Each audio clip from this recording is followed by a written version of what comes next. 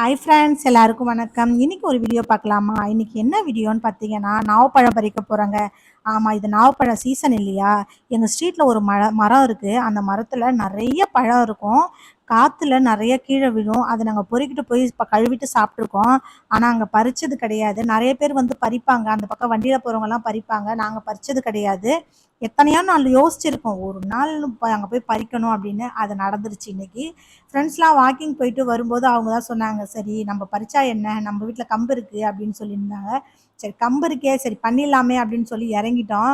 பாருங்க, துணியை அந்த காற்றுல போடவே முடியல, அவ்வளோ காற்றடிச்சுது.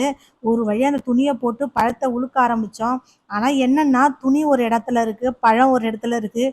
கொட்டுறதெல்லாம் வெளியில தான் கொட்டுச்சு. அப்போ 2 பேர் தான் இருந்தோம். அது 2 பேர் பிடிச்சிட்டு இருந்தாக்க ஈஸியாக இருந்திருக்கும்.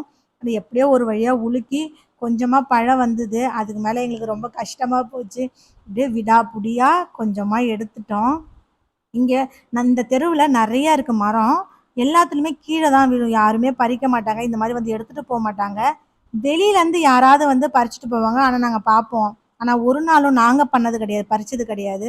இன்றைக்கி ஒரு வழியாக பறித்து அதுலேருந்து விழுந்ததை எடுத்து சாப்பிட்டு பார்த்தா அவ்வளோ டேஸ்ட்டுங்க. மரத்துலேருந்து பறித்து சாப்பிட்டா அது ஒரு டேஸ்ட் இல்லை, அது மாதிரி நல்லா இருந்தது பழம். பார்த்தீங்கன்னா அந்த கம்பில் இருந்த குச்சி மட்டும் மேலே நின்றுடுச்சிங்க. பிடிச்சி இழுத்த ஃபோர்ஸுக்கு அங்கேயே நின்றுடுச்சு. அப்புறம் மறுபடியும் ஒரு துணி எடுக்க முடியல, ரொம்ப டைட்டாக இருந்தது.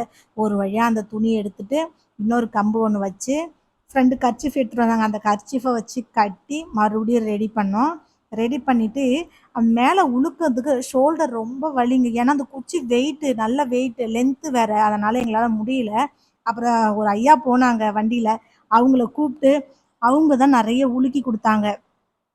ஆனால் பாவம், அவங்களுக்கு நாங்கள் கொஞ்சம் பழம் கூட கொடுக்கல, எல்லாத்தையும் உழுக்குனாங்க. உழுக்கும்போது 2 பேர் வந்து பொறுக்குனாங்க. நிறைய பேர் எல்லாம் வந்தாங்க, ஒரு 4, 5 பேர் இருந்தாங்க. கீழே கொட்டினதெல்லாம் ஒரு அம்மா வந்து பொறுக்குனாங்க. நாங்கள் எல்லாம் பழத்தில் இருந்து மேலே கொட்டுறது எல்லாமே நாங்கள் பிடிச்சிட்டு இருந்தோம். பாருங்கள், சூப்பராக இருந்துச்சு பழம், நிறைய பழம் இருந்தது. நாங்கள் தூரத்துலேருந்து பார்க்கும்போது நிறைய நல்ல பழமாக இருக்க மாதிரி இருக்குது. ஆனால் கிட்ட பார்த்தீங்கன்னா கொஞ்சம் காய் நிறையா கொட்டுது. அதனால் பாதிக்கு பாதி காயும் இருக்குது. நம்ம அதை பார்த்து பறித்து சாப்பிட்ற மாதிரி இல்லை. உழுக்கும்போது மொத்தமாக எல்லாமே கொட்டுறதால எது இருந்தான்னு தெரியல. ஒரு வழியாக பறிச்சிட்டோம், எல்லாமே எடுத்துட்டோம்.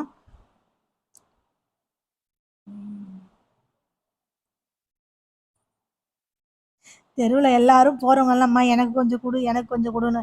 ஆனால் நாங்கள் பறிச்சதே கொஞ்சம் தான், ஒரு 1/2 கிலோ கூட வரலங்க. 1/2 கிலோ வந்திருக்கும். ஆமாம், இதோ பாருங்கள், இது தான் வந்துச்சு. இதை அப்படியே பிரித்து 3 பேராக அப்படியே பிரித்து எடுத்துக்கிட்டு அங்கேயே கொஞ்சம் சாப்பிட்டுட்டு பேசிட்டு அப்படியே கிளம்பிட்டோம். ஓகே ஃப்ரெண்ட்ஸ், இந்த வீடியோ பிடிச்சிருந்தா மறக்காம லைக் பண்ணுங்கள், ஷேர் பண்ணுங்கள், சப்போர்ட் பண்ணுங்கள். பாய், அடுத்த வீடியோவில் பார்க்கலாம்.